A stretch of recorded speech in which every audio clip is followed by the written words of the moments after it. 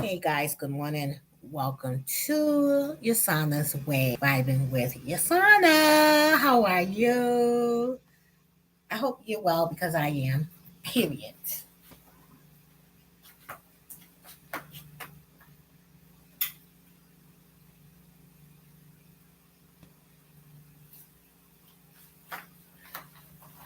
Right now, we are about to do a video reaction regarding another YouTube channel, Dr. Rashad Ritchie, Indisputable with Dr. Rashad Ritchie. I fucks with him, and you should too, because he keeps you up to date with all the fuckery that's going on between the races, plain and simple, period. So we're gonna start with everyone knows Terrell Owens, right? He's an NFL player. I believe he is retired, but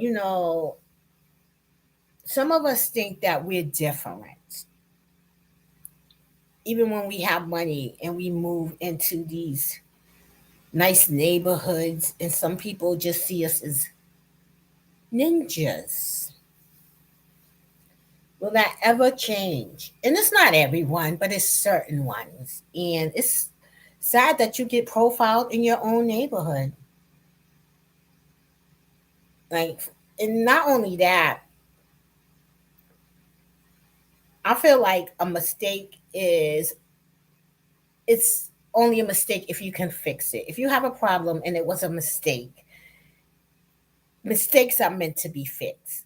But lying on an individual, that's a whole different topic. And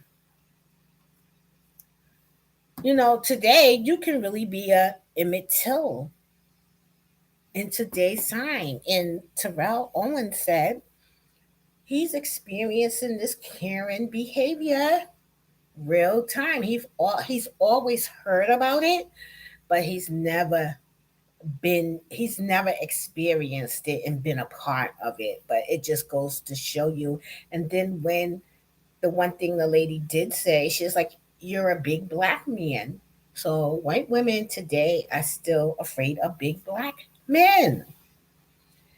But not only did she accused him of speeding,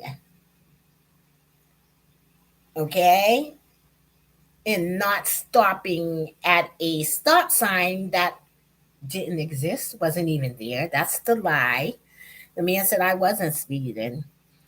And Terrell Owens, he's a professional player, an ex-professional, I believe, like football player. I think Terrell Owens was a quarterback. Let's check it out.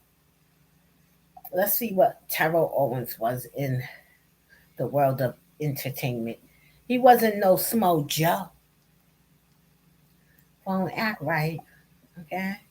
He wasn't a small Joe. But this just goes to show you, it doesn't matter. Your money, your escape from this type of behavior, racism, being profiled, that shit don't matter when someone just look at you as a nigga. Period. So let's see. Terrell Owens. Let's see. Terrell Owens, football wide receiver. Excuse me, these goddamn teeth always got me fucking up more than I normally would. Terrell Owens, football wide receiver, former football player. So the former football player, Terrell Owens, was racially profiled and treated like he was Emmett Till in today's time. How do you think he feel about that? How do you feel about that? Because you being a black man or a black woman or a mother or grandparent with a black son, it's like, damn, all across the board, you get it in your own neighborhood when you walk outside. You're a target. When you go to just different other neighborhoods, you're a target. With the police, you're a target. When will black men who are not out here acting like savages, will be respected as law abiding citizens instead of he look like he's he's a suspect. There's our suspect. That's him. There he go. It could be the wrong description, but the black man will always be the suspect, no matter how old he is. And that's so sad and it is heartbreaking. And when I was homeless, I had my friends. I told you how they were really out here and like they were stealing because they're really out here. I just have homeless issues. I don't steal, thank God, but I do have an income, thank God. I thank God for that. But they were stealing and they were stealing little petty things, which I was like, I tried to say, hey, listen, if you're going to steal it, it doesn't make sense for me to buy it. I'm trying to keep the brother out of trouble by telling him don't even put yourself in a position to be shot, to be harmed over chicken wings, something so minute. Just chill out, relax, yo. Just try to get through this moment. But some people, I don't know what to do as a black man living in this world. And I can't just say America because look at Brittany Griner over there for something so small as a vape cartridge, liquid shadow weed. You understand? It's just like we can't win for losing. The injustices is not just done by the Justice Department, it's also done by ordinary people, average ordinary people like you and I. When will it stop? When will you look at your brother and like, you know what? Let me give him the benefit of the doubt. Unless that nigga looking like, yo, let's fuck him up. Like he really on some shit. Like you peep what he's doing. But other than that, why you can't just look at your average citizen black man as a law abiding citizen? Why you gotta test a motherfucker? Period. Let's listen to this. We're getting ready to go into this story. It should speak for itself. Big shout out to Dr. Rich Indisputable with Dr. Rashad Ritchie. Okay? Stop playing. This is that. Okay? This is just a reaction video. Terrell Owens faces off with a Karen in his community that admits he's just a big, scary black man talking to a white woman. Yeah, she admits it. Let me take you to the first part of the video. Here it is. I'm good. What's up, sir? What's going on, folks? I'm driving to my mailbox. She telling me I'm speeding, telling me to slow down. Slow down, and he rolled down his window and he started harassing. First of all, I didn't harass you. She telling me to slow down. I said, what do you mean slow down? I said, yo, I'm just going to the mailbox. This goes get out the middle of the road. You're swearing at First him. of all, I almost hit you. Now you're just making up stuff. Lying. Just like a Karen. How did I almost hit you? Just like a Karen. This bitch is a Karen. Yeah, I called you a Karen when I came over here after you said I called the police. Absolutely. Then you went on to say, oh, I'm the subject of the HO meeting. This and that. Yo, I got liens on my house. This and that. Yo. Then you start bringing up my status, who I was, my HBO, my VH1. You the one brought it up, lady. I did it. You did it. You did. First of all, I didn't almost hit her. Sir, no, I'm fine, sir. First of all, I didn't almost hit her. I understand that. Just relax. You're not finna sit up here. He ran the stop sign. Well, there is no stop sign. What are you talking about? Lying. Good for lying. Come out the womb lying. I wasn't, but I asked Known him liars. to slow down, and he got out of his car and started harassing me. He put his car in park. Right, because you're going to yell at me and telling me I'm almost hit you, and I didn't. But you didn't have to get out of your car. You didn't have to In America. You didn't have to get out of your car, black man. First of all, you hear that? Your boy right here, your husband right here. So first of all, I don't do that type of stuff. Listen, a black man approaching a white woman. You're a big black man approaching a white woman. Now, when you say it that way, suppose we don't know who that is, Terrell Owens. But just off the cuff, if you was to say that, you'd be like, okay, see, this is where the blurred lines come in. Okay? So if this wasn't a professional football player that knew how to handle himself and did maintain his order, he would have been accused because believe me, the police was called. She said you didn't have to park. Your husband's there. So the guy who's saying, hey, folks, can you calm down? Is our husband. So right there, if your husband is right there, we know who the boss is, okay? If your husband is right there and a man is right there, you need to let your husband and that man resolve this matter. But if your husband is right there and he see you behaving in such a manner as this, he need to try to calm you down, de-escalate you, and walk you away because you out of order, sister. Let's just keep it real. I don't care what color you are. Now I'm not looking at color. I'm looking at action and behavior and who's overreacting. The husband in tarot seems to be very rational. Like he's saying, hey, but tarot was like, wait a minute, you're not gonna talk to me like that. And his wife is there too, or whomever he's with. I don't know if he's married, but whoever he's with is right there too. Okay? Let's finish listening to this, guys.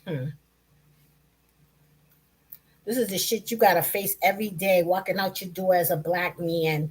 Like you might be scared as a white woman because this man parked and got out his car and he approached you for just him just being his color. But guess what?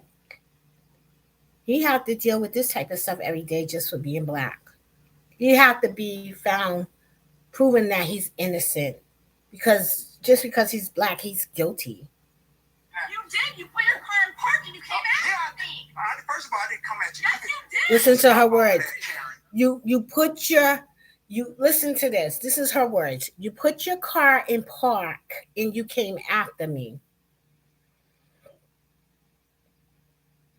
You put your car in park and you came after me. If I was to look at that and to hear that, I would think that you parked your car and then started running after me, like chasing me. That's how I would look at that statement. Like he got out his car and started chasing me. Because she said, you put your car in park and then you came after me.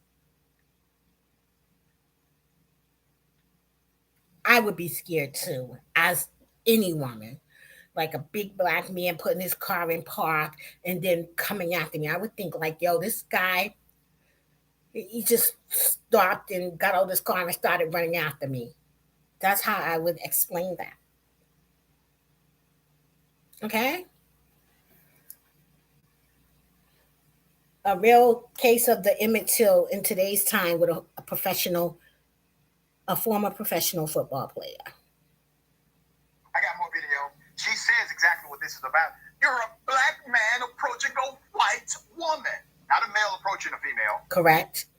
A black man approaching a white woman. Specific. What am I supposed to think? Good morning. It's Irish Kelly. How are you, babe? As if it is synonymous with, I don't know, wild animal. Yes, I agree. So basically, this is a reaction video to Dr. Rashad Ritchie, who is talking about a Karen who profiled Terrell Owens, who is a big black man, but an ex-professional football player. But suppose he was just a regular black man. And that's how he was considered. So we're doing a breakdown of this, and we're listening. Wild animal in place. This is a wild animal approaching a white woman. See, that would make sense, okay?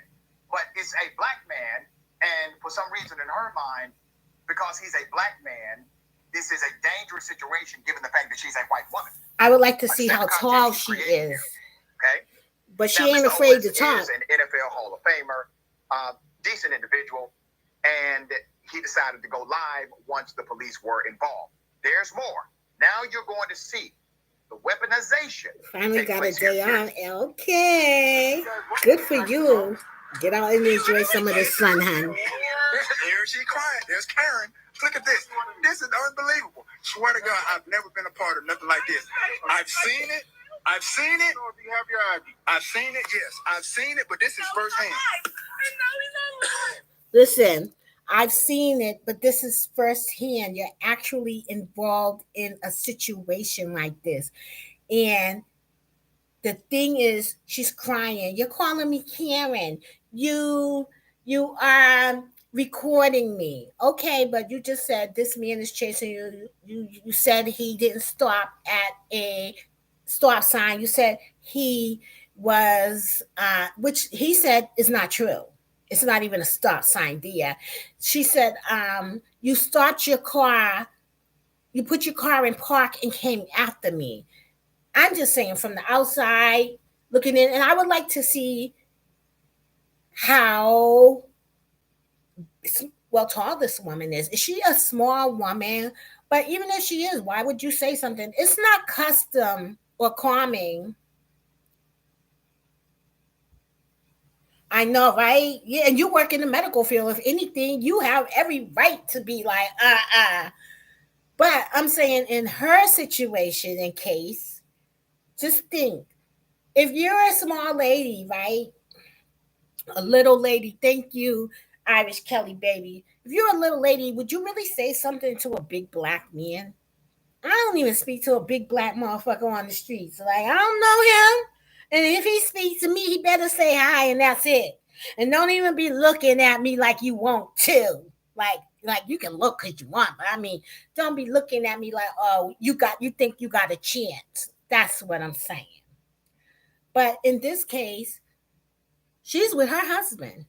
He's the man that's saying, hey, hey, come on, people. Come on, people. He almost hit him with the "Can we just all get along?" R.I.P. Rodney King. Listen, the police is approaching him like, do you have an ID? They asked her, did he hit you? Where did he hit you at? She's like, he didn't hit me. But he asked him for his ID, Tyrell Owens. How do you think that man feel? How do you think anyone feel when you are approached by the police on an accusation and it's not true? And the police get the brunt of it because you're frustrated. Your anger's going to the wrong person. Your anger is being directed at the wrong person because you're really angry at the matter, the situation, and the person that put you in this matter. So when the police arrive, of course you all in your feelings because you know this bitch is lying. So you got to maintain, okay? Bring it all the way down. Real time, if you can. But thank God this man is a professional player. He's disciplined. He know how to control his emotions. He don't react. Let's see. Big shout out to Indisputable with Dr. Richie. But this is readily like he turned his camera on once the police got involved. Oh boy, and she's crying. Oh my God, this is really putting it on. This is real. Here you go. Here you go, sir. This is real. This is real. This is real. This is real. I've seen it, but I've never been a part of this. This is real. Welcome to reality, bro. Her husband tried to tell her to go in the house, but no, she wanted to do the whole Karen thing. So I'm gonna be here with my camera to show everything. I know that's right. You need to stop that. Listen. These cameras can protect you. Yeah, let me read what you're saying, sweetie. I carry, so I am trained to turn off my emotions around the police. Last thing I want to feel like a threat to them. He is doing the right thing. He's a big guy, keeping it calm. Listen, see, you are a trained professional. He is a trained professional. In both cases, y'all have something to lose. So you know how to approach that situation. You know, like, hold on, wait a minute, stay calm. And plus, you work in the ER, so you're like, you are familiar with a lot of like high extreme, I don't know what you call it, but people just be at 1,000 in their feelings. You know what I mean? So, you know, someone have to stay calm in this matter and situation. But I know he's mad as hell because I would be. But imagine you're not a professional and it's your word against her word. And then not only that, imagine you're an ex con and it's her word against your word. Because let me tell you something, when you're an ex con, the police is nice until they run that social security and you an ex con. That's when it all go wrong for you. Unless you are calm, level head, respectful, and it's like know how to talk out your feelings. Calm. You might not like it. You might know, you do know she's lying or he is lying. But listen, you gotta not be more likely a subject that's more likely to. Okay? Because once they, if your record's not clean and someone's calling the police on you, and thank God, like all of these Karens in these situations that I like, okay, I'm gonna read your statement in 1 second, right? I saw that they always do this to people that are working. You better know the difference between a working person, man or woman, and sometimes you do because you know it may be like a delivery truck or someone deliver. A lot of people who be delivering or into landscaping or into just these gated communities, and I understand people, they pay a lot of money to live in a gated community. They don't want no fuckery around them. They're paying for that safety. But when you see a person with a FedEx truck, a UPS truck, an Amazon truck, they are a professional, Karen and Ken. But now, if you see a motherfucker coming through there looking like he the plug, he coming to drop off some goddamn drugs, that's when you really need to be like, yo, what you doing? Not a working man. You need to know the difference between a suspicious acting person or a suspicious person than a working person. So now let me read this comment. I completely agree. Our rehabilitation is anything but effective. Wow. If you were through the system, people, especially police, act like you haven't paid any dues. Honey, a lot of them police get it when it's their children, unfortunately. That be the drug dealers, the drug sellers. That's when they can understand, you know, when they out here breaking the laws and not understand. Believe me, I see a lot. I've seen a lot of very good looking people at the homeless place, like people that's just like they just fucking gave up. Like, I don't care, and looking good. I seen this one time. This guy looked like Justin Timberlake. I said, Justin Timberlake, why? And he was in the beginning of his walk of life in that field. I seen a guy, right? And he told me he gets high 2 months out of the year because he like to and he want to. And this guy had a Harley Davidson. He said he worked, but he respect his family enough not to bring it around his family. So in that conversation, I was like, well, why Justice? Well, I know, right? Why Justin? Why? Yes, why Justin? Why? He was a honey, honey. I was like, ooh. I think he was at the beginning of his homeless state. I wasn't even there then, but he was still looking good. That's my point. He was still looking good. Like he was at the beginning, like, man, you need to get your shit together and go back home because he was out of place. But he was. You can't bring that shit around your family because your family don't understand that. They be calling you all out your name and shit, crackhead. Your family be so mad that you was on drugs, and yeah, they become verbally abusive because they know that you're supposed to be doing, especially when you want to cut the fuck up. Wake your ass up. There's some functional goddamn drug addicts. Okay? Not all of them is running around trying to rob grandma and shit, taking a damn baby's food out the house, and just like it's just disgusted of looking at them. So they go to a place like that where no one will judge them. They don't have to work.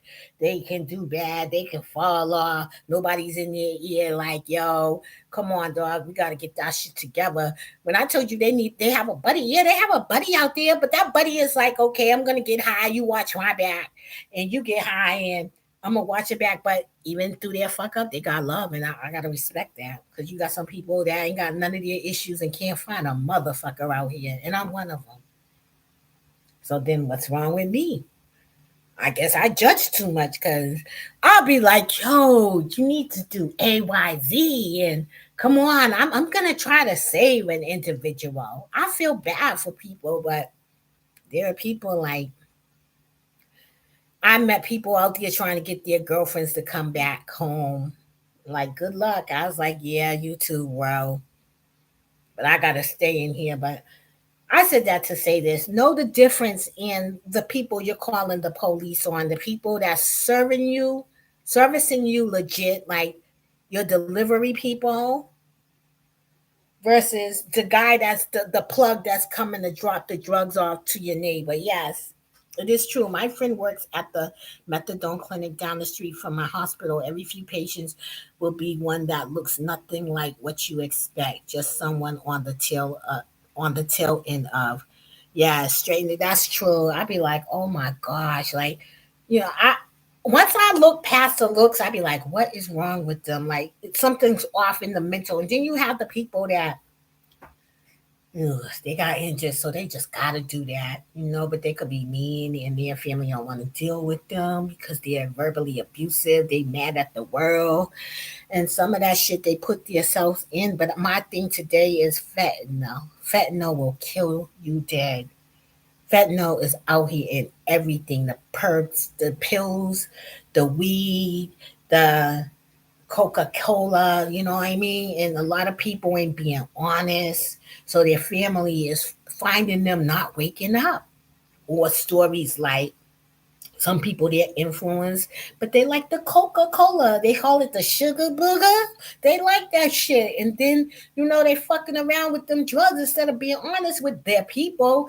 And then the people they partying with have to be the one. And thank God that they're good, is sober and right enough to call the police to help your ass. You gotta leave them drugs alone today. I see my girl, Miss Diane. She was like, "What you relapse?" I said, "Girl, I never did no drugs." I'm like, me and my daughter got in. I got kicked the fuck out, but I ain't never did no drug. You know what I mean? But that's just me. Not no hardcore drugs. So, you know what I mean? So she was like, yeah, I was like, so she was like, I still fuck around. I was like, yeah, but she's big now. She was always my little black doll baby. But I'm like, yo, I was like, you better be careful out here, girl. That fentanyl ain't nothing nice. I think that this fentanyl is on the streets. I know this is off subject. So they can open up like they open up the weed dispensary. They're gonna be having real drug like drug houses, like drug dispensaries, like with all of those drugs because you got the alcohol, you got the weed. You can't stop people from indulging unless they really want to indulge. But now with the drugs being deadly with fentanyl in them, believe me, this this is the introduction to the legal drug facilities. Believe me, the fentanyl is gonna make them open up these drug dispensaries. So you said we have about 80 to 100 fentanyl deaths a year where I work. That's a lot of people. It really picked up 6 or 7 years ago. So back in what? What's it? This is 2000. So back in 2015. So that was out in 2014. 2014. Oh my gosh. I thought there was a different drug out, but this fentanyl, it seemed like it came out of nowhere. Maybe it was on different parts of the American coast and we wasn't really familiar with it, but that shit is scary. I just could not imagine dying or losing my child for or a or a you know what I mean? I just can't. As long as it ain't in the alcohol shit. I told that doctor, I told them homeless people, I said, you can get everything around here but a fucking drink. Why is that? Because I needed a nip that day. I was still processing. Yep, it was probably the highest around 15, 16 because it was really new to the NYCs. Wow. It's so funny because I never heard about it until like recently. And then you said was the 80 how about the deaths back then? Like, you know what I mean? What was the difference with it back then? Was it killing a lot of people? And then why did they have that under wraps like that? Why we're just finding out about this drug, fentanyl? Especially like, because a lot of young people is dying off of it too. What are the age ranges of the people that were dying back then? Them, excuse me, them 80 to 100 deaths. It was closer to 200 back then. The mayor couldn't be asked to even address it publicly. So the mayor knew about this? That's heartbreaking because I think they know about a lot of things that are happening real time in these streets, but not to address it publicly. That's an issue for me because if probably they would have addressed it publicly, then it wouldn't be where it's at today because I didn't even hear anything about that 2015, 2016. And I used to watch television back then. I don't watch so much TV back then now. Late teens and early 30s. Wow. Late teens, so like 18, like 17 to 19 range. Well, from 17, early 30s. Injuries turned chasing the end of their painkiller. Oh, so you're saying injuries turn chasing the end of their painkiller bottles, almost always young people. But what was they getting injured from? Like that they had. Okay, so when you just said injuries turn chasing the end of their painkiller bottles, so they got addicted to their painkiller medicine and then like they upped the ante because they was misusing the medication, so they had to like increase it with fentanyl is what you're saying. Always young people. I say 17 to 33 are the most common. School, workplace, sports, and damn, they get hurt bad like that. Is it football sports or like basketball or all sports in school? Workplace injuries and the like. Exactly. You got it right. Oh, so this is destroying our babies. It was incredibly cheap, cheaper than MJ. What's the MJ? Cheaper than MJ. I'm a little lost on the MJ one. Oh, okay. Yeah, but that don't help you. That just make you eat or that just relax you. Yeah, mama want you right. No, yeah, we could keep it like that. I like that. I know what you were saying. It's okay. Oh, yeah, right. It's okay. I got you, honey. Listen. Well, I didn't know. So the kids, yeah, I like that though. You know what I mean? The kids. I didn't realize that kids was getting hurt and banged up and bruised up like that. That is crazy. Is that why they give everybody the goddamn Motrin? everything, everything. Every time you turn around, they're like, give you a Motrin, give you a Motrin, Motrin this, Motrin that. I was like, listen, I ain't taking all these motherfucking Motrin. Okay? To take Motrin every day is crazy. I don't even know. Those kids, I think it was being injured and just being depressed. And I could see how they can be feeling like they're young and unable to go challenge the world. So, you know what I mean? The psychological part of them being injured, I could see how it could spiral downward.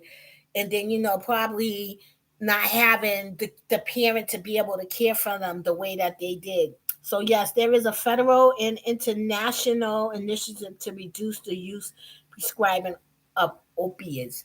So, what will you explain to me what is opiates? And how do people get the opiates?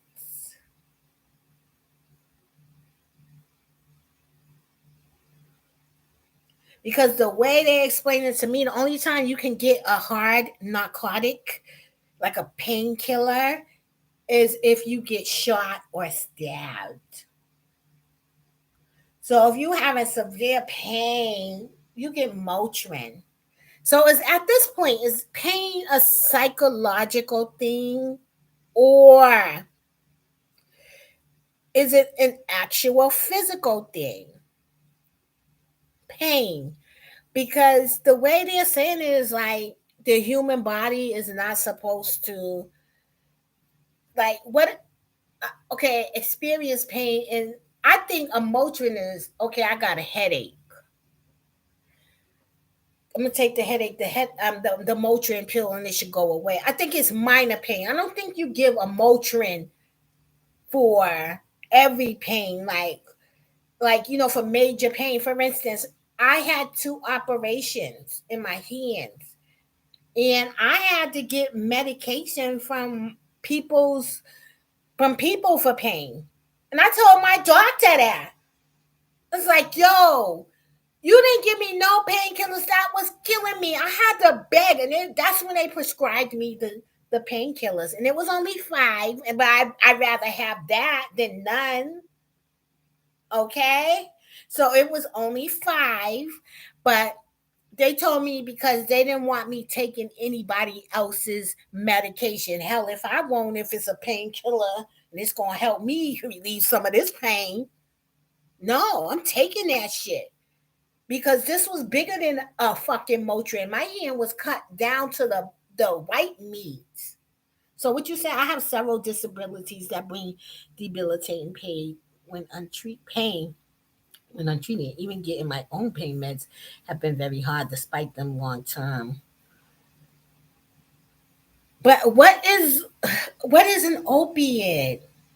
I don't understand. I'm sorry, but someone has to explain this to me because, like, that's crazy, man. You have to suffer before you're taken serious. Like, I'm in a lot of pain, but I guess they know better. I guess we know. I don't know what it is. For real, for real. But you know what? Let's finish listening to Dr. Richie because he can speak a lot better than me, okay? So this is Terrell Owens, the football player. I was in the garage. You're lying now because I was sitting in the garage. She said I was speak. First of all, I know what you're saying. No, I get you. No, this is real. This is real life in 2022. This is real life Karen stuff. And she crying. I've never seen. No, this is real life Emmett Till stuff in 2022. I've never really been a part of something like this. This is unbelievable. Then she brought up that I'm the subject of HOA. Said everybody's been talking about me, my house. I don't keep up with my house. He lives in a condo or a gated community. Everything. How do I know? Because she told me. Right. Scary. Yeah. That's Dr. Richie Rashad, so guys. Mr. Owens is indisputable. In a face-off here with Karen, okay, in his community. HOA Karen's on the words. I have more video. But before I go to the next video, let me highlight a couple of things that so are already she's taken place. on the Housing Association of their condo committee. He did not do anything criminal. The officer is telling him to calm down. The officer then goes to the Karen in question and says, okay, where did he hit you? And she says, he didn't hit me. Well, the next statement should have been, well, why are we here? Why are we here? Wasting our goddamn taxpayers' money. Why did you call? Why are the police here if nothing happened? Facts. Okay. And then as he proceeds to explain, he did not speed through that community. She was being aggressive to him. Once again, the officer is telling him, calm down and show me your ID, Mr. Owens. Yeah, calm down. That's what's happening. It's all on the tape. Now, remain calm, in other words, guys, when you're approached. Mr. Owens, here it is. Bro, she just brought them tears out. She just brought those tears out. Before she got here, it was this, me too. Everything. Something's happening bigger with her. Before I got here, it was all of that. The police showed up. Oh, the tears started flowing. And this is a ex-football player. Oh man, it's all good. I'm barely even here. Hear that? And they told me I'm living in you're living in a low budget neighborhood. Wow. Oh yeah, I live in a low budget neighborhood, but she living in here with me. I'm living in a low budget neighborhood. But oh, this all good. I ain't tripping. She don't know nothing. I got 2 houses. I'm not even worried about that. But that's how she was coming at me. So when I called her Karen, she was upset. Tell me, oh, stop calling her Karen. Man, I'm not. They thought I was just gonna bow down and listen to all that mess. Okay.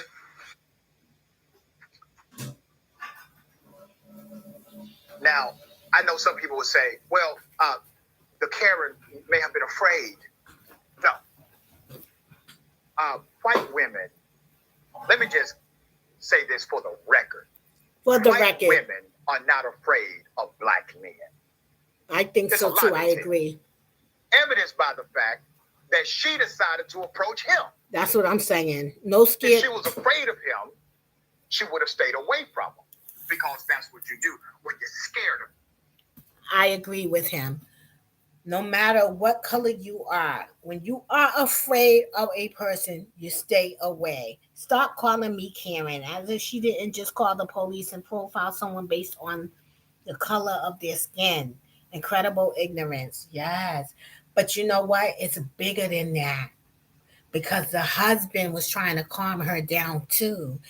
And not only that, she was personally attacking and insulting that man, telling him that he lives in a low budget neighborhood or something like that.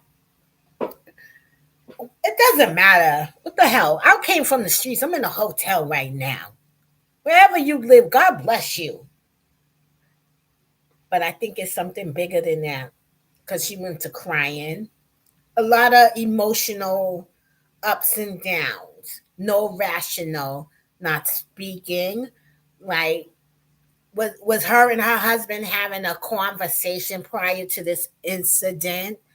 Like, is she like the type that bangs out on her husband behind closed doors because he couldn't, ask her to calm down and not say nothing? He wanted to take her side like she was correct. And again, if that man had genuinely did something to his wife, no, I don't think it wouldn't matter what color he was. Yeah, you should, honey. You should. But I feel like I don't care any woman. If a man is disrespecting you, another man, genuinely, legit. Yeah, crazy people everywhere. Exactly. You understand? But that's a little, when you take the crazy to the next level outside. I've seen videos where there was these type of people, these women that was really aggressive towards men and coming out their mouth and being disrespectful to men early in the morning, especially in New York. I seen a man beat the shit out of that girl's boyfriend. He didn't deserve that, but he really wanted to do that. The aggressor, the man who beat up that woman's boyfriend, he really wanted to do that to that woman. But he was like, since you can't keep your woman in check, I'm going to check you. And he went to beating on that man. I'm calling the cops. She said, I'm calling the cops. Bitch, you should have took your ass that way. So your man wouldn't have took the punches for you. People was mad. They was like, get the fuck off the train. You know, people swearing early in the morning. Excuse me. If you ever rode the New York subway, you gonna see some shit. Okay, I rode that subway before. One time I saw this guy. I was like, "Oh, he fine, fine." That motherfucker said, "Excuse me." He was like, "Attention!" And that nigga started begging for money. I was like, "Ooh, all that fine, fine went all over to the next country and shit." I was like, "Hurry up, let me get to my stop."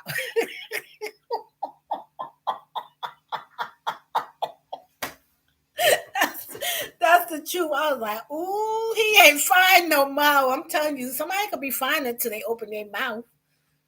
What's the next thing you about to say? You better say hi. He said, attention. I was like, oh, okay. Then I was eager to hear what else he had to say. Then he was like, if anyone could give me $1, I was like, oh, hell no. Hell no. Where's your sense of pride, bro? Get your ass out there working, asking for some money. I be so mad when they ask me for money. I was like, do I got that shit on my forehead? I give anything to anyone. Why me? Why bypass the person that look like they on top of the world to come to my little shaggy ass? Damn, I like, I'm on the MB and D train daily, and you know what I'm talking about. You see some stuff. You got to be aware on them trains so you know. You'll be like, just some people chuckle inside, and I be like, fuck this shit. I'm laughing because it be funny. Till they start getting on me, then ain't nothing funny. Okay? But anyway, so I'm like, oh my God. So you already know. Okay. So now let's get back to Dr. Rashad Ritchie. But again, I agree with him. I think that no matter how big a man or short a man is, always sit by the corridor. Haha, no, no, you need to change. I know that's right. Yes, girl, look for the exits and close to the doors. I'm like that too. And then you know the type of people I dislike. I'm sorry. Uh-uh.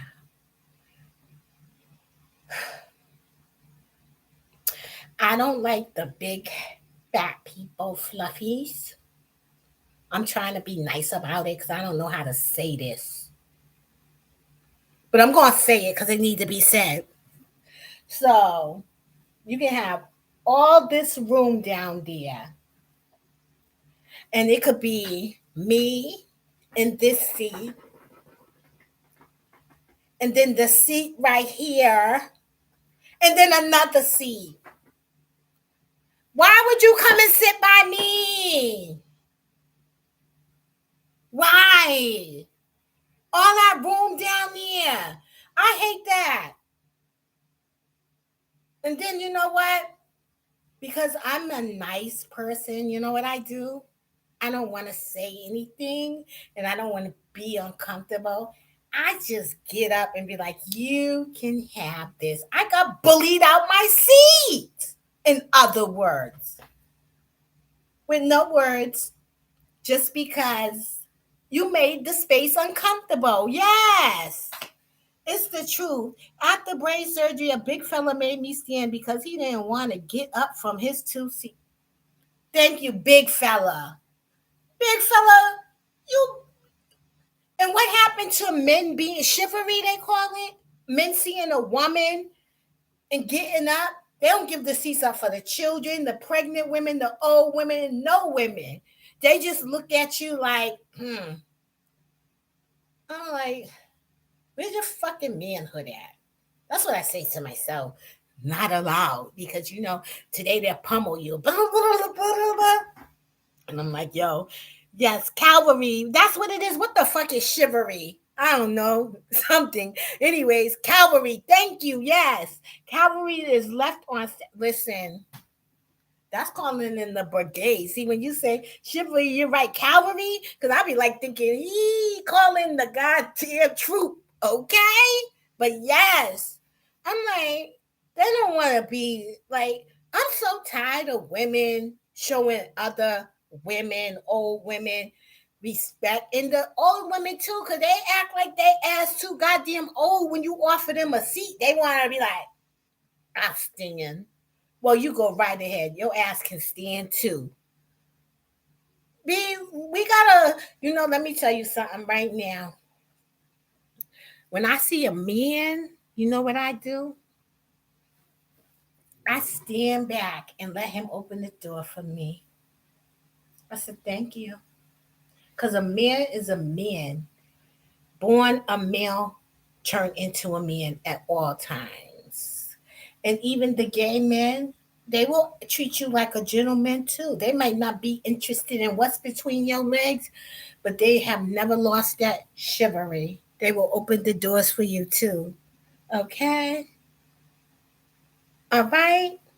You're supposed to do that as a man. Open doors for women. Pull out chairs. I don't know about all that. I can get my own chair because I'd be ready to eat when I get there. Like, yo, fuck that shit. Let's get a seat. Let's get the menu order. I'm ready. Bring the drinks too right now and the appetizers. That's just me. But, opening the doors, I'm like, yeah, let me let you do your manly duty. Okay? But I said all of that to say this because it's leading to the same thing. If a man is with you and he see another man disrespecting you, okay, let me finish this and I'm going to read that. He will intervene. He will try to de-escalate that situation or put him up. It's not the Irish box you down. He don't even care because in his heart he's a giant. You're disrespecting his people. So what it says, I wish that were here. I wish that were here. Back home in Ireland, it was like that. But everything here is a race to see how you can get where you're going quickly and be inconsiderate to anyone. Of course, take your time, not trying to interrupt. No, baby, I got you. I like back the communication. Yeah, that's true. That's true. Everybody's going nowhere fast, honey. Nowhere fast. And along the way, they forgetting who the fuck they are. They forget to say thank you. They forget to say hi. I even forget sometimes. Okay? But then I start that shit, reel it back in. Come on. Because sometimes we be so far out there, right? I start with, okay, excuse me. Hi, how are you? Will you? Can you? Sometimes, you just, you got to remember you're a human being. And the more you can connect with your human side, your human emotions, your just character and behavior. Yes, I've gotten the door slammed on me by someone just to wait on the same line inside. Ha ha. I know, going nowhere fast. Like, okay, sometimes I'll pull over to let a person go around me. Guess what, guys? I was on the highway, right? Driving. And I kid you not, I'm just driving the highway. But there was a Mad Hatter roadhog in back of me going so fast and trying to drive so fast and up on my ass. And I'm like, you can stay on it. I'm not going nowhere. You better go around me to go nowhere fast. Just to start, oh, you again. Okay? But this guy was such a maniac, right? It was a little space in between me. He wanted like a little space, enough for him to go around. That's just what the fuck he did. He went around me and he was so super mad. Honk, honk to you too. I don't care about that. Because I will run you over, you fuck with me. You understand? I ain't playing with you. Now, I don't know where you're going. But for me to catch back up with him, I was like, yeah, oh, him again. Shoot fly, don't bother me. Look, so let's finish listening to Dr. Richie Rashad. He funny. Something, you back up. You stay away. You don't want confrontation. You are afraid. She started the confrontation because she has no fear of this black male. Now, that doesn't mean she will not weaponize the narrative and weaponize her whiteness and weaponize her tears in order to pretend as if she is now scared. But believe me, she is not afraid at all. And she was well aware that he is Mr. Owens, wow. NFL Hall of Famer, individual that's on television, does wow. commentary for sports, etc., etc. Because wow. he's been part of their HOA conversations. There you have it. All right. Racism in America, racism in a local community, and obviously a Karen is involved. Ms. Khan, thoughts here? Yeah, I mean, that was a good point that you made. If I was a black man in America, which I obviously am not, I would be much more wary of white women than I would be the other way around. Yeah. But I mean, it's so sad because you can't even be TO and not get hassled by these Karens. And it's like, what do black and brown people need to do? Who do they need to be before they can get some respect in this country? And I can't deal with the cognitive recognition that she was a white woman who's unduly threatened by a black man because he got out of his car and because, he ran a stop sign that wasn't there. She thinks she's completely justified in her fear without... Well, when we gonna call a fucking fly a fly? As they say, a spade a spade. I'm just changing it. When you find holes in the cheese, because you notice all cheese don't got no damn holes. But when you find a bitch doing the swish on you, you got to deal with them accordingly.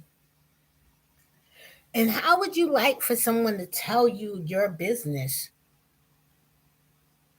and tell you that they've been discussing you at the HOA? Now, if they have really been discussing him at the HOA, I think he need to, and even if they do, I think those meetings are private. So I think he need to consult with someone immediately to find out why a neighbor of his, and that's why I hate fucking dealing with people who work in the community, that work at these hospitals or these community centers and things like that. I remember when I was coming up, and one of my friends, she rest in peace, she wasn't my friend, but I grew up with her. She worked at our clinic. I switched immediately. And I know some people don't have access to people's records, but you know how you have to go in there and you got to tell the doctor why you're there? I don't want to be telling, yes, RIP, yes, RIP, love, yes.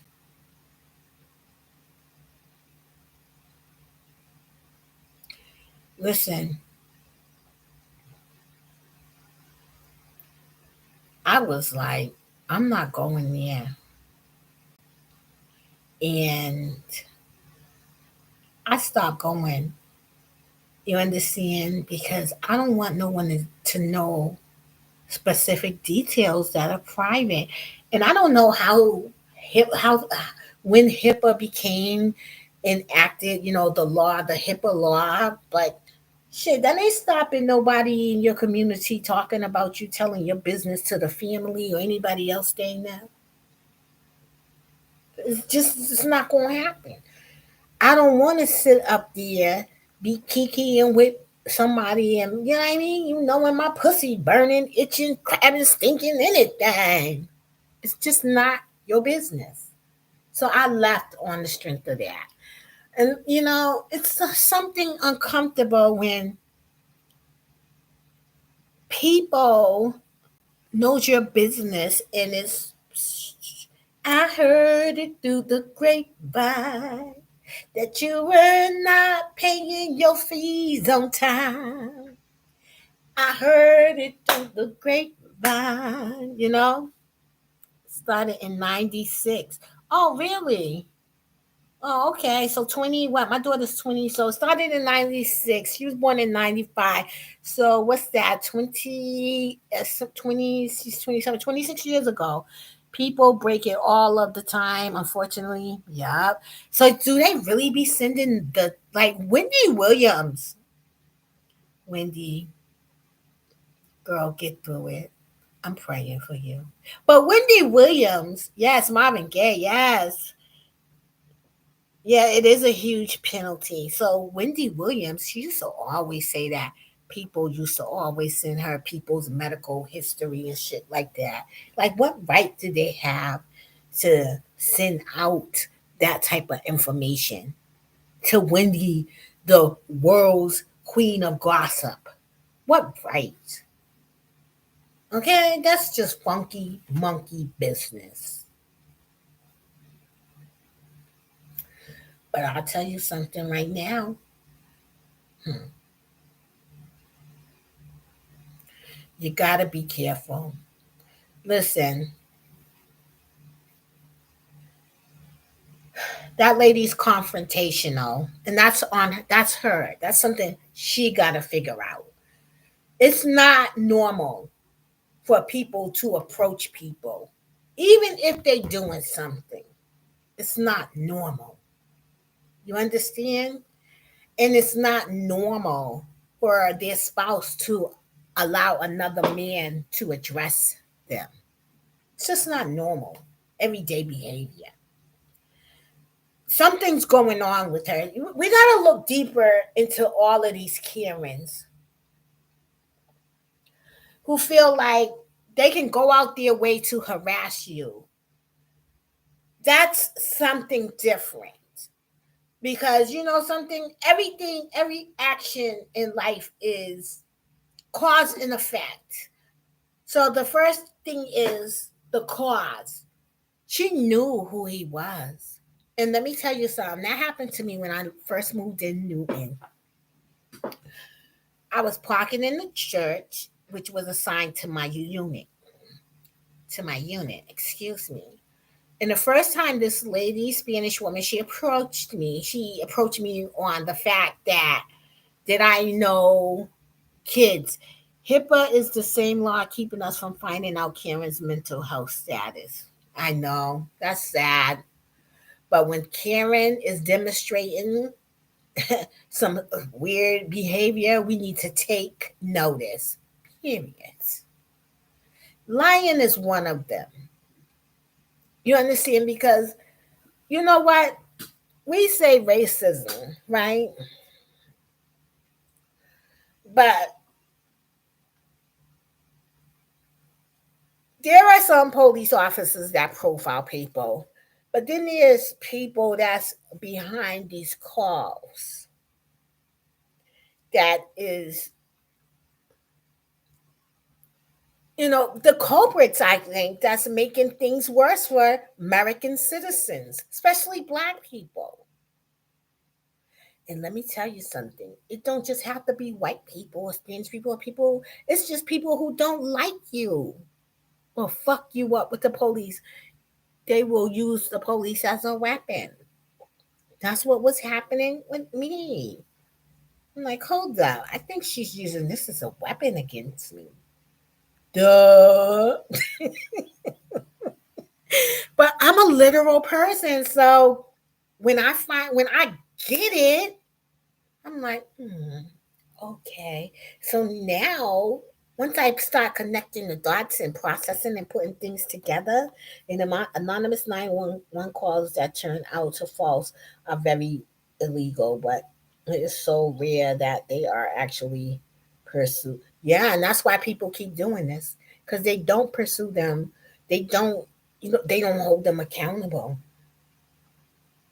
Some of these calls be having like all of us up in raw for the injustice of humans. Let me tell you something. I got caught up into that George Floyd protest. By default, I was involved because he was a black man. You understand? But what I admired and loved, and I couldn't look at racism with the whole George Floyd, like black against white. Why I could not look at it like that because this is like This is the memory that always stick out in my mind. It was a white family there. They had their little baby, like less than three, or maybe 3 to 4, between 3 and 4. They also had a baby in one of those like carriers, the mother and the father. And this is the time that tanks were out here. It was really, really turned up. And I think they were visiting America and got caught up into the protests. But seeing that, seeing these other cultures and people fighting for us, fighting for, I guess, just the human decency and the injustice and the treatment of black people, but white people on that front line with their family. And I admired that. And I couldn't look at black and whites because all I could see is a whole family getting injured for sticking up for rights. All I could see is people just, they out there with their hearts and their mouths protesting, and here come the fucking government. I was so mad at the United States of America. I hated it. I was really fucked up mentally behind it. I hated the police. I hated the army. I hated everyone that was going up against people that was out here protesting. And what I said was this: I could just see these kids with all of these AK rifles. It was very heartening to me, heartbreaking to me, because I was like, oh my gosh, I thought about that family. I thought about other people on the front line. And I was like, all they have is their voices in their bodies. And y'all got these tanks and guns. Are y'all really going to use this on these people? It's like, well, we're here to protect, the buildings. And I get that. You know what I mean? But I'm like, don't they have insurance? And I thought the store said it, if they steal it, let it go. I was confused. I was confused. I had low key hate for the government.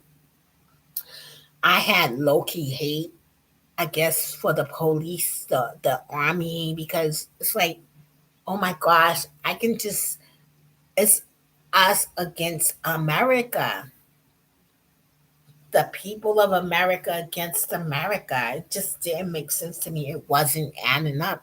I was scared. I was scared for those families. I was just kind of in the moment, and it was just an injustice worldwide, and it hurt my heart, it hurt my mind, and it hurt my soul. It hurt. What hurt me about that incident is the fact that I really thought that the Americans was going to get mowed down with those tanks. And the fact that I saw those tanks in the streets, and I was like, oh my gosh, I can't believe this is really happening here. Like, the only time that I would see that stuff is on YouTube. So now it's real time in my face, and I'm like, oh my gosh, and I'm thinking about that family. That was the really thing right there, that family with the little girl and that baby. Like, if something pop off, these people would be in danger, but these people was willing to risk their lives to be in danger, to get justice and equality for all. And I think when shit goes down real time, we all look at, we are humans, we are people, and you know, nah, this injustice is wrong. This is wrong. This is wrong. You understand? I thought about something. I said, if we was to ever, shit was to ever go down in America, you know who will survive it? The homeless people. Because they used to that. They used to the elements. They used to living outside. They know how to navigate the world. The homeless. You don't know what's going to put you out there. All I could think about is the Superdome, how everyone was there under one dome. But there's some people that can take it and handle it, and there's some people that can't. I am one that can't. I tried. I think I can. I mean, if shit was to pop off, worst came to worst, I can do it. But do I want to do it? No. And I thank God I don't have to do it. But you know, when anyone use anything as a weapon, but let's go with the law because that's what we're talking about right now. Terrell Owens versus Karen and Ken, because her husband was there too.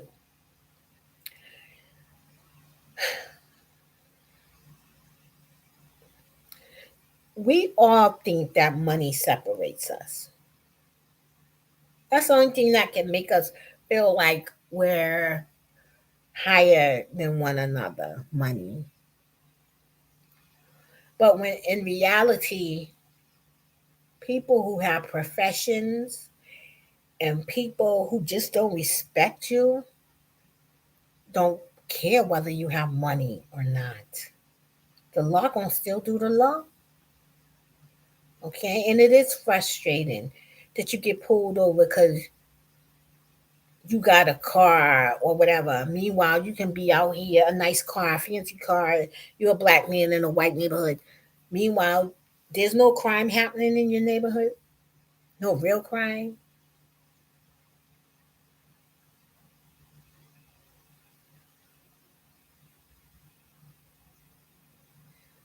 You know, down there at the gas station in my city and state, the police don't even fuck with the homeless, knowing they out there fighting, stabbing. I think if it's a shooting or a stabbing, they'll get involved. But outside of that, those people can do drugs. They can do whatever they want. That is hell on earth over there.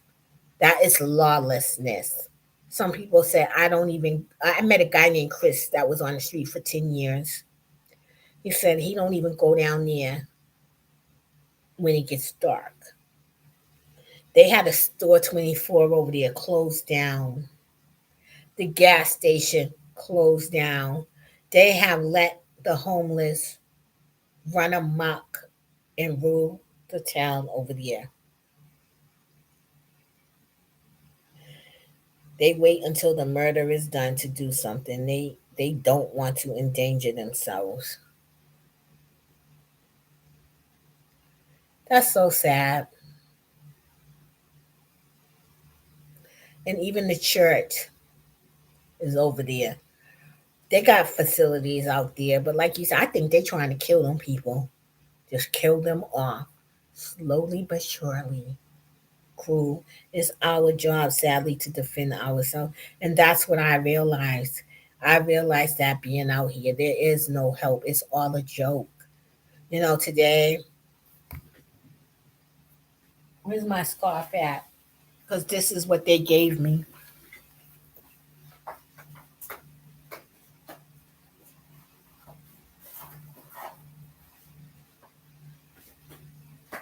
This right here.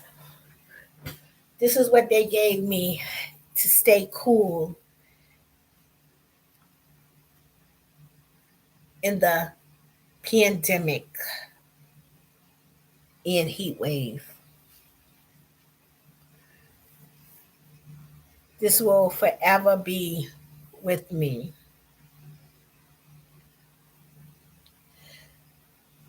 This represents a tough time in my life, whether people want to say or believe, should I say, believe me or not. This right here, I will never ever forget this. This is a staple now in my life, and it's going to be a banner in my home because this represents the cruelty of humanity. And I realize the problem is bigger than me, and I need help with it. And I always pray for them people, and the most we can do is pray for those people. But even when I get the house, that will always hang in my entrance to remind me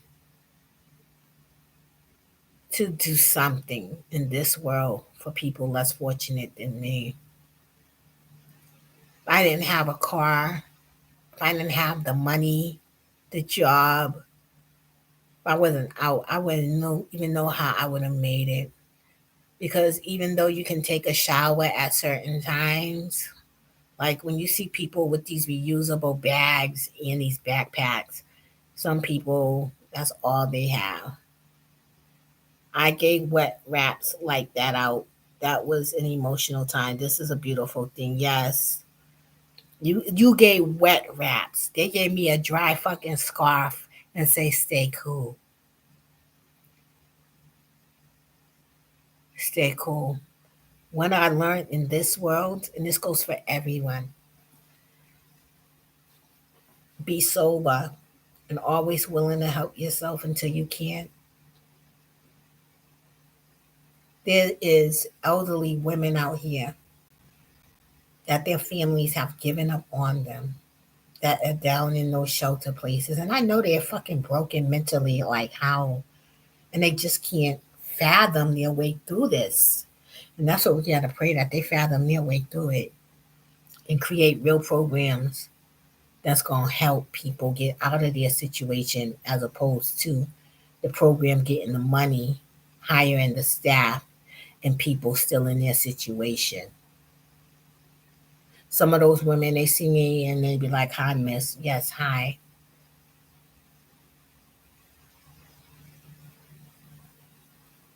There's no real help out here. We got to help these people get back to normalcy. This was normalcy to me. And believe me, I don't even have another way, but that wasn't the way. Being over there, I told my doctor, I said, coming back here hurts my heart. I read this book saying, where you hurt or where you feel the most like violation is where your body will ache. My heart ache when I go back to Boston. Not because like every day I woke up, I feel like God woke me up. Thank you, Jesus. Even if I had to go through hell, I was still alive. The next thing is I would push myself to do something great. Like my goal, I would, motivate myself to meet at least one of my goals or stay focused or everything, you know, try to accomplish my goals. And I did. And it was just when I would get certain places, no, no, no. Or they was playing these games like they did that I was invisible. They couldn't hear me or see me. And you know, when I said, oh no, no, no, no, I recommend people 4 or 5 times a week to finances to have their bills paid by the donation fund. I have no idea what they do otherwise. I couldn't even afford to have 25K in debt like they are. Believe me, because you're responsible. And you know what? We have to try to help those people be responsible. I think that's what sometimes our purpose and mission are on this earth. Those who can. I know there's some people we're never going to be able to help. I was like that when I never paying my bills and shit. Even with the money, I didn't give a fuck. Personally, I think that's how a lot of people are until they get out here to the real world and they start getting cars and want houses and want a better lifestyle. Then that's when they start looking at their finances, their debts, their name, who they are. You know what I mean? That's what I tell everybody about meeting the requirements. So many people is understanding the assignment. That's how I understood the assignment. That means a man told you to do something and you did it. But now I'm talking about the requirements, like you said. I recommend people 4 or 5 times a week to finances to have their bills paid by the donation fund. If those programs did not bail us out, we'd be screwed. We will be screwed, literally. But again, in the real world, if you're the type of person like just doing the minimal, living off of government assistance, and believe me, I was there.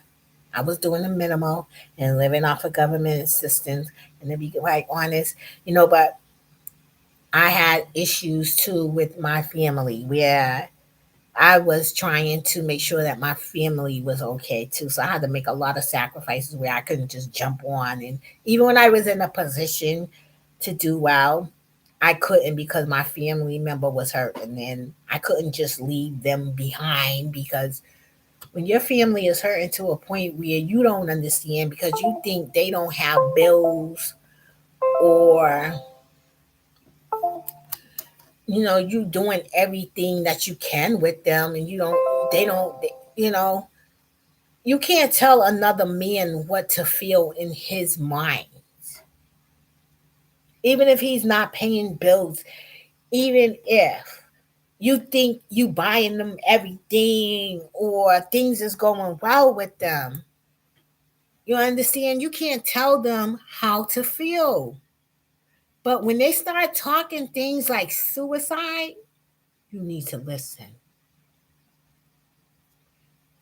You can't just dismiss that and look at, well, they got this. It's not a material thing.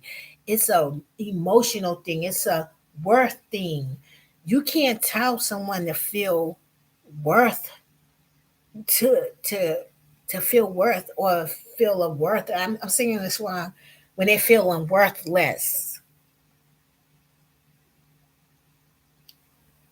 you know, I think before people take their life, they go through every door. And I think it's that one last no that just make them say fuck it. I think people like that, they feel like they don't have time. And there's nothing we can do about it unless there is something we can do about it. And the most important thing you can do about a person is listen. Take that time out, invade, do everything you can to show them you are worth more living than you are dead to me. And it requires sacrifice. It requires you not going to work. It requires you probably being on government assistance. It requires whatever you need to make sure you at home that you can help guide your child or your people through that feeling, that time. Some people play with it and some people is on it. Like fuck that. And they start monitoring because a suicidal person, you gotta watch them very closely. And you gotta watch them 24/7. You don't know if they're serious, but the thought that they could be. Do you ever want to wake up and go through that? Do you ever want to be like, damn, all I had to replay that shit over and over again in your head? Especially if you had to make a sacrifice. All you had to do was really, all you had to do, not what they had to do.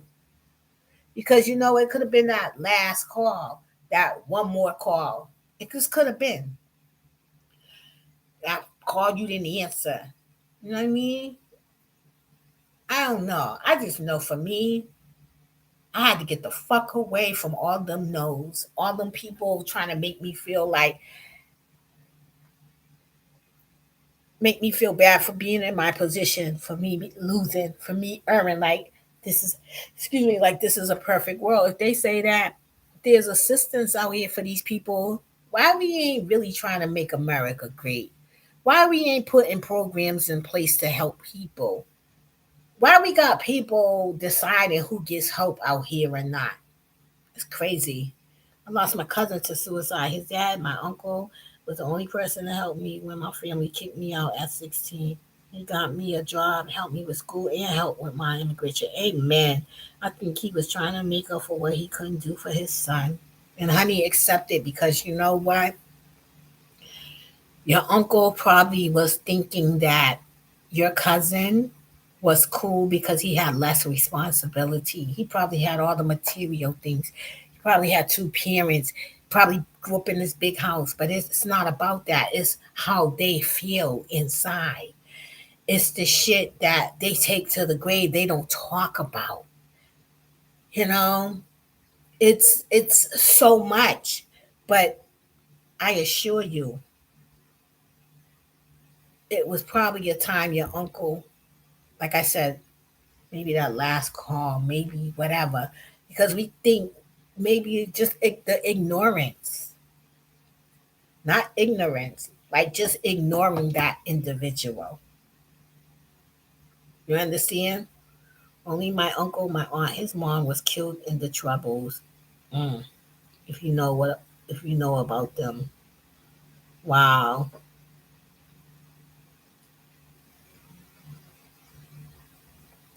Yeah, I can imagine.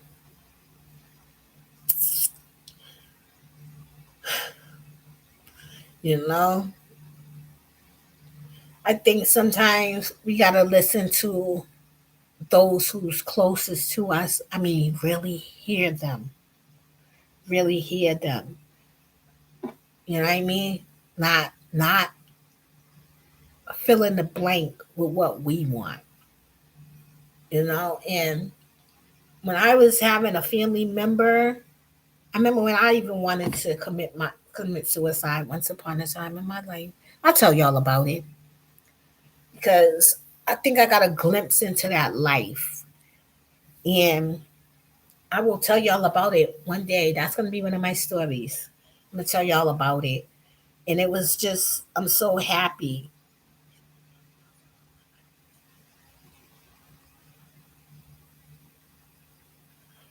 Yeah, I can believe that. Because people think because you outlive things that you just get over them. But that's the worst thing to do is say, get over it. I know you're going to live. And I think when we experience things like this and we see them real time, you don't know what the fuck is playing in my head as I walk upon this earth and live and have to get over it, as you say.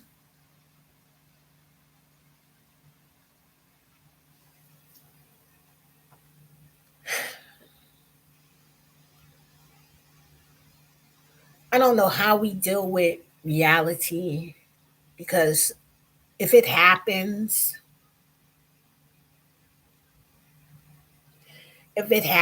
can no man tell you it didn't? And can no man tell you how to deal with what happens? But I think what we all have to do is learn how to deal with it day to day. I think we need a lot of people who are experiencing these atrocities to come forward and talk about it and talk about how to relive and how to, you know, the thing you're talking about, Kelly, darling, you can't get over that. You understand? Especially with children, loved ones. You can't get over it, even if you live through it. But the secret is in the way is how do we, you know? It's one step at a time. No one learns about the tragedies that went down in Ireland.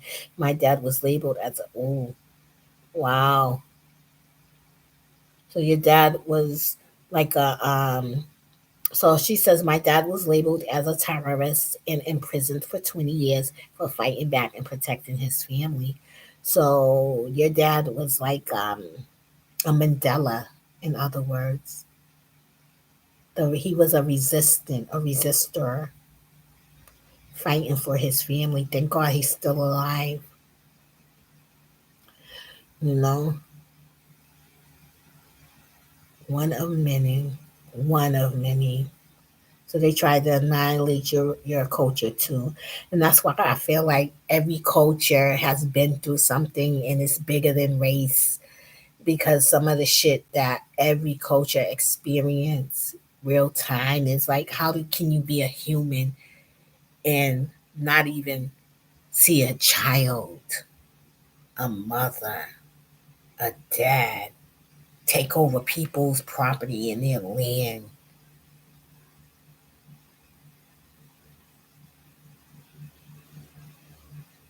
That's the shit we don't comprehend because how do you? How can you? How can you?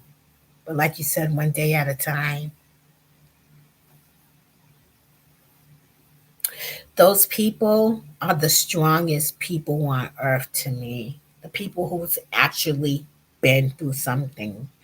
The person who has actually been in jail and is still here and can talk about every experience and still bounce back. Like I said, when I think about that George Floyd, I think about that family that I saw with the little baby and the carrier, the little 3, 4, trying to teach their children to fight for humanity. That is what is right. That which is right. That's what I feel. That's what I see. That will forever be in my head. And I didn't even see blood or anything. So imagine a person that has been witness to horrific crimes, crimes of violence. Imagine the kids that go through that.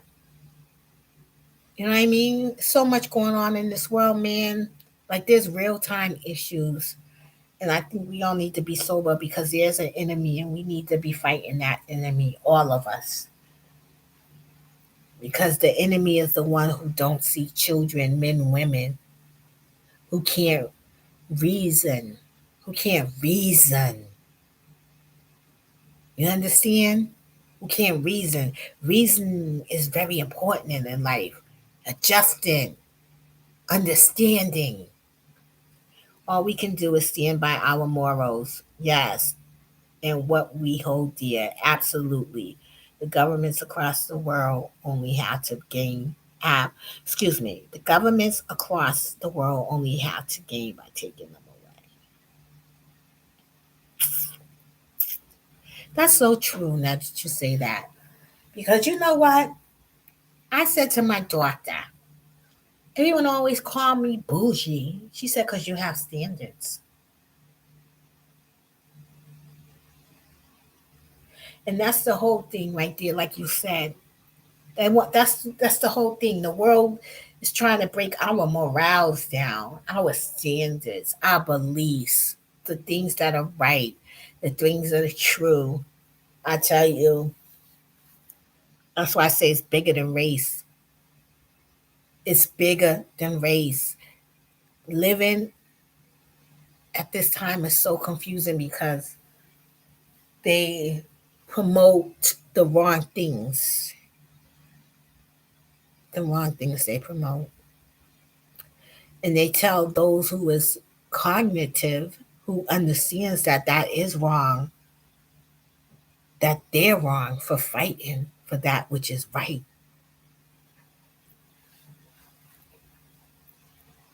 You know what? If we're not trying, standards are what make us human. Yes, they are, honey. And if we're not trying to fight for a better lifestyle, a better quality of living, standards, that which is right, we're gonna lose the race because that's the only thing that's having us stand 10 toes down. It's always been about class, keeping the minded people down, keeping certain cultures down, and taking advantage. It happens across the globe. And I believe that. I believe that it's not even about money. Believe me,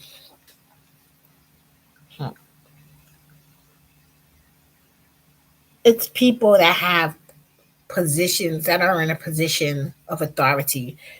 And I don't mean, see, a position of authority just means you have something over that person that they may need. Okay. And, or like, because sometimes we realize I don't need this shit. And if this is what's giving you access to disrespect me, you take this. Standards. Because a person with standards will always do that which is right first. Always look for the better, the good. People without standards, it's a whole lot of shit going on with them, and we can't even understand. You understand? You'll never understand a corrupt mind, especially if you're not corrupt. And it's in your family, it's everywhere. Believe me, I seen people have it say a person trying to get it shouldn't even be trying to get it. I was like, why? I'm happy they're here. Yeah, but they shouldn't be. They should be. If you have a private event and you have people that's going other places, you know what balances the world off? Affordability. Access. People saying yes. You see, you might have is having an event, a cookout event. You know what I mean? I seen people not even want to give people water on a hot, thirsty day just because they have that power. Like you a giant. What the fuck is water? You understand when we all know we don't always spend our money correctly, but they ain't even willing to do the least, even though they have. That's why I just said, nah, I gotta get away from you people, man. And then I have been around people who everybody got shit, right? Money's popping, ain't no nose. We all enjoying ourselves, having a great time. So I guess it's what you want. And I guess it's what you want to go to, what you want to be around when you have choices. And I said that to say this: these Karens, they need psychological help, and Kens do too. Thanks, guys, for watching. Y'all have a great day. I got to go tour this neighborhood. I am, and I will. And that's it. Hey, Irish Kelly, put that suntan lotion on, baby girl. Get out there. Enjoy, you know, enjoy your day off. Take lots of pictures. Yes, it was a pleasure talking again. I'll keep praying for you. Please do, sweetie. Listen, you get out and enjoy your day off. Enjoy your day off. Yes, I hope you do too, okay? All right. Have a great day, guys.